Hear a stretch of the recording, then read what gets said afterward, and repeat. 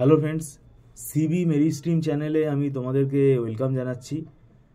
তোমরা যারা MAKAUT university থেকে বিটেক পড়ছো এবং যারা কম্পিউটার সায়েন্স ব্রাঞ্চের স্টুডেন্ট এবং যারা তোমরা মানে 7 সেমেস্টারে এবার যারা উঠলে 2025 সালে, এটা তোমাদের ফাইনাল ইয়ার। তো আমি তোমাদের সবাইকে বলবো যে এই সেমেস্টারটা খুব ভালো করে পড়ো, কেননা দেখো তোমাদের কম বেশি করে প্লেসমেন্ট কিন্তু বিভিন্ন কলেজে কিন্তু এখন থেকেই শুরু হওয়ার কথা।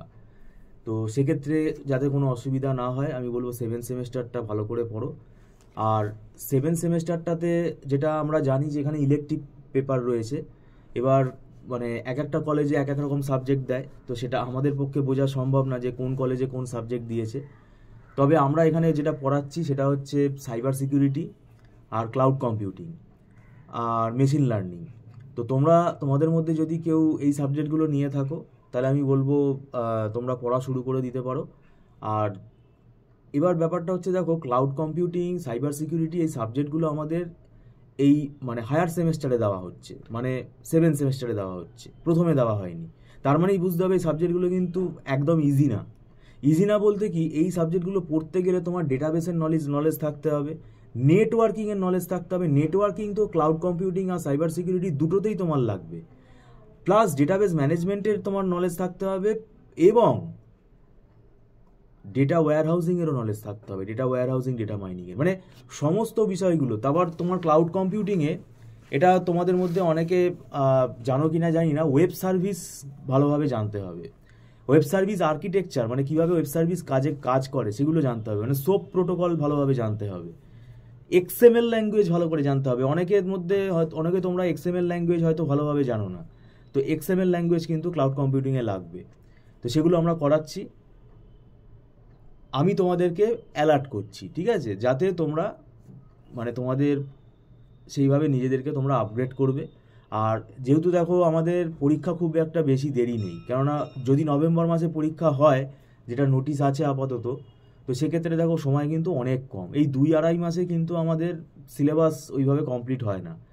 তো আর মোটামুটি 2 মাস আগে মানে 1-1.5 মাস আগে আমাদের কাছে যারা পড়তে আসে তাদেরকে আমরা মানে অ্যাডমিশান নেই না, কারণ নিয়ে কোনো লাভ হবে না।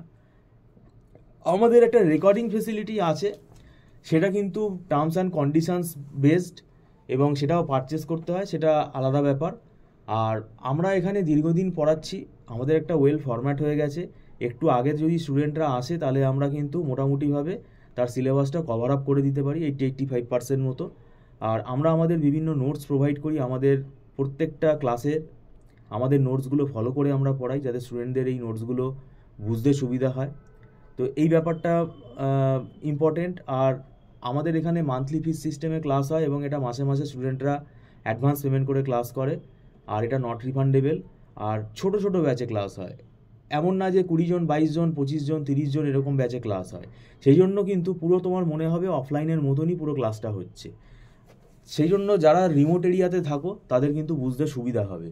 আর আমরা আমাদের নোটস ফলো করে পড়াই, এই নোটসগুলো ইজি করে লেখা থাকে যাতে স্টুডেন্টদের বুঝতে সুবিধা হয়। সেই জন্য স্টুডেন্টরা এটা কিন্তু মানে যখন পরবর্তীকালে তোমার পরীক্ষার সময় তুমি যখন রিভিশন করবে তখন এই নোটসগুলো কিন্তু তোমার তাড়াতাড়ি আবার রিভিশন করতে সুবিধা হবে। আর আমরা যেহেতু কনসেপ্ট ক্লিয়ার করে পড়াই, ধরে পড়াই, তাতে আমাদের চ্যাপ্টার শেষ মানে সিলেবাস শেষ যদি নাও হয় সেটা কিন্তু ভালো, কিন্তু যতটুকু আমরা পড়াবো সেটা কিন্তু কনসেপ্ট পুরো ক্লিয়ার করে পড়াবো। ওই রকম লাভ দিয়ে দিয়ে কিন্তু আমরা চ্যাপ্টার কিন্তু জাম্প করি না। তো এটা তোমাদেরকে আমি বলে রাখলাম। আর আমি বলবো ভালো করে পড়ো, কেননা এই সেমেস্টারে দেখো সাপ্লি আসলে খুবই এটা একটা মানে দুঃখজনক ব্যাপার হবে, কেননা অলরেডি ফাইনাল সেমেস্টারে তোমরা চলে এসেছো, মানে ফাইনাল ইয়ারে তোমরা এসে গেছো। আর এখন কিন্তু কোনো সাজেশান কাজে দেয় না, কোনো 10 ইয়ার সাজেশান এগুলো কিন্তু ফলো করো না, কেন মিলবে না, তুমি কমন পাবে না। তোমাকে সিলেবাসটা ভালো করে পড়ে যেতে হবে, পুরোপুরি কনসেপ্ট ক্লিয়ার করে পড়তে হবে, এবং যতটুকু পড়বে ততটুকু যেন তুমি ভালো করে লিখে আসতে পারো। এবং অ্যান্সার লেখার সময়ও কিন্তু তোমাদের টু দি পয়েন্ট লিখতে হবে এবং ইররিলেভেন্ট কোনো টপিক যেন না লেখো। এগুলো কিন্তু এখন দেখা হচ্ছে, এবং সাপ্লি পাওয়ার প্রধান কারণই হচ্ছে এই ব্যাপারটা। মানে প্রথম কথা, তুমি যদি পরীক্ষার 2 মাস আগে যদি বই নিয়ে বসো, আমি জানি তোমাদের মধ্যে অনেকেই এখনও হয়তো ক্যাজুয়ালি মানে ওইভাবে হয়তো ফুল ফ্লেজেড পড়াটা শুরু করোনি। আমি বলবো আর দেরি না করে তোমরা পড়া শুরু করে দাও, কেননা সাবজেক্ট কিন্তু সিলেবাস অনেক। এই মানে সিলেবাস আমি আবারও বলছি, 7 সেমেস্টারের সাবজেক্টগুলো এগুলো কিন্তু লাস্টে রয়েছে, তার মানে এগুলো জানতে গেলে আগের সেমেস্টারে যা যা পড়ে এসেছো সেই সমস্ত নলেজ কিন্তু তোমার এখানে কাজে লাগবে। তো সেটা কিন্তু মাথায় রাখবে। আর যারা মেশিন লার্নিং নিয়েছো তাদের কিন্তু খুব আরও সিরিয়াস হতে হবে, কারণ মেশিন লার্নিং এটা আমাদের সেমেস্টারে যেটা থাকে সেটা পুরোপুরি মেশিন লার্নিং ম্যাথ ইনটিউশনটা থাকে, পুরোপুরি ম্যাথামেটিক্সটা থাকে এবং অ্যালগোরিদিমগুলো থাকে। তো সেটা কিন্তু তোমরা ভালোভাবে করবে, কারণ এটা মেশিন লার্নিং আমি বলবো এটা একটা কিন্তু ম্যাথামেটিক্স, এটা ম্যাথামেটিক্সেরই সাবজেক্ট। তো যাই হোক, ভিডিওটা সম্পূর্ণ দেখার জন্য তোমাদেরকে আমি ধন্যবাদ জানাচ্ছি। Thank you so much.